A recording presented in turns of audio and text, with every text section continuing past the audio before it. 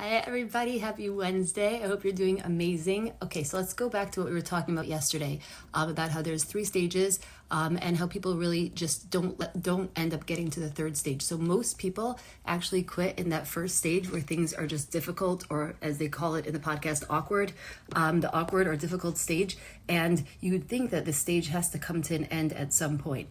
But the truth is that if we start and stop and start and stop and start and stop and really never get into these habits, we can stay. People can stay in that stage for 20 years, 30 years. You know, I work with people who have been doing the same cycle, and they feel like they've been, they feel like they've been trying for 30 years or 40 years. But the thing is that because they've never moved to the second or third stage, it never became natural for them, and that's because of all the stopping and all the quitting.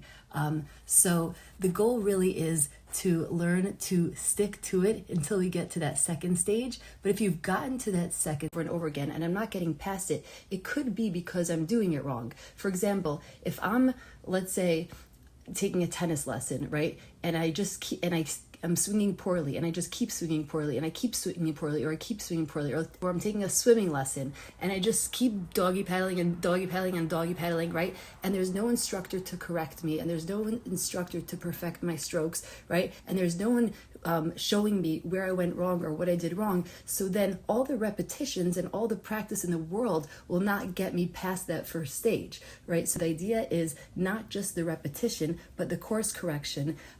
So as we fail, correct course and figure out what went wrong, and or get some insight from somebody else as to what's going wrong, so that I can practice and then fail and then course correct and practice, so that all my practices and my repetitions are actually going.